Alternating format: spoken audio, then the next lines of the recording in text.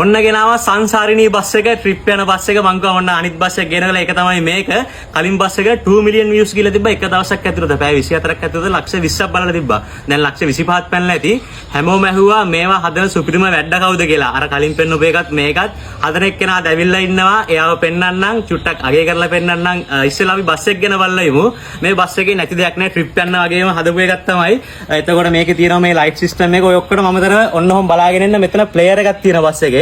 Trip ගියාම සින්දු දාලා නටන්න ඕනේ. අපි බලමු සින්දුව ප්ලේ කරලා බස් එකේ ප්ලේයර් එකෙන්. ඔන්න ඔය වගේ.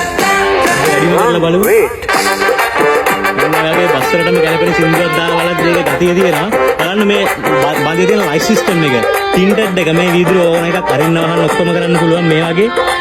ඉතින් බලන්න රිම් කප් එතන බලන්න මේ පිටිපස්ස බලන්න ඇවිල්ලා ස්පොයිලර්ස් සන්කැප් ඔක්කොම ගහලා ඒ විතරම ඇත්ත බස් එක වගේම හදලා තියෙන්නේ.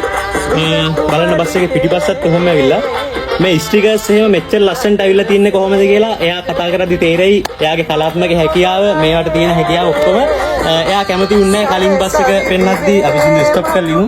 එයා කැමති වුණේ කලින් බස් එක පෙන්නද්දී එයා කැමති වුණේ එයාගේ නම් ප්‍රසිද්ධ කරන්න ෆෝන් නම්බර් දාන්න.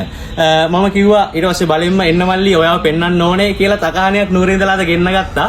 දැන් බලමු අපි පොඩ්ඩක් එයාත් එක්ක කතා කරලා. එහෙනම් ඔන්න සුපිරි භාණ්ඩ දෙකම එක ළඟ තියලා තියෙනවා. මෙතනට අඩු මේවා හදපු එක්කෙනා. ඉතින් එන්න ලක්ෂාන් මල්ලේ ස්ක්‍රීන් එකට වැඩි ජනමාධ්‍ය පෙනී ඉන්න කැමති නැති එක්කෙනෙක් බලෙන් කියලා ගෙන්න ගත්තේ නුවර කොල්ලා. මෙයා තමයි සුපිරි වැඩකාරයා. මල්ලි කියන්න මේ වගේ කලාත්මක හැකියාවක් එන්න මොනවද මේ සම්බන්ධ මොනවා හරි කරනවද මොනවද කරන්නේ?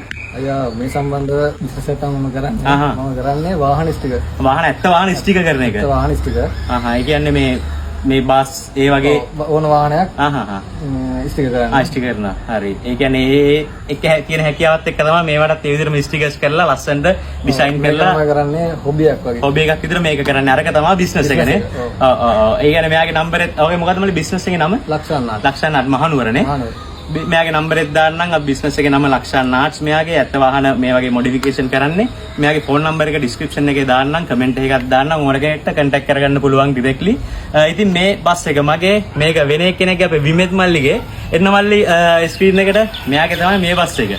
මෙයාට කියලා හදාගත්ත එක මේ තියෙන. ඉතින් මේ බස් එකට නම දැම්මේ ඔයාද? නම දැම්මේ මම අයියේ. ඩිසයින් එක පේන්ට් එක පාට දෙකෙන් ගහමු කියන අදහස් මොඩිෆයි කරන්නේ ඔක්කොම මෙයාගේ අදහස්. මේක 2023 අගෝස්තු ඉඳන් හදපු වාහනයක් අවුරුදු දෙකමාරක් වගේ. ඒකත් එක්කම අයියාගේ එකත් ලස්සනටම ඇවිල්ලා තියෙනවා. මං හිතුවටත් වඩා හොඳටම ඇවිල්ලා තියෙනවා. ඒක තනිකර දෙවිදියකට ඇවිල්ලා තියෙනවා නේ. ඒක දෙවිදියකට එකක් චාම් විදියකට එකක් මොඩිෆයි විදියකට වෙනස්ම විදියකට ලංකාවට මේකයි කියන්න පුළුවන් දෙකක් තියෙනවා වෙනස් විදිහේ දෙකක්. අනිවාර්යයෙන් විමෙත් මල්ලිව තමයි ඉස්සෙල්ලාම අඳුරගත්තේ. ඊට පස්සේ තමයි මෙයාව අඳුරගත්තේ විමෙත් මල්ලිය අරා.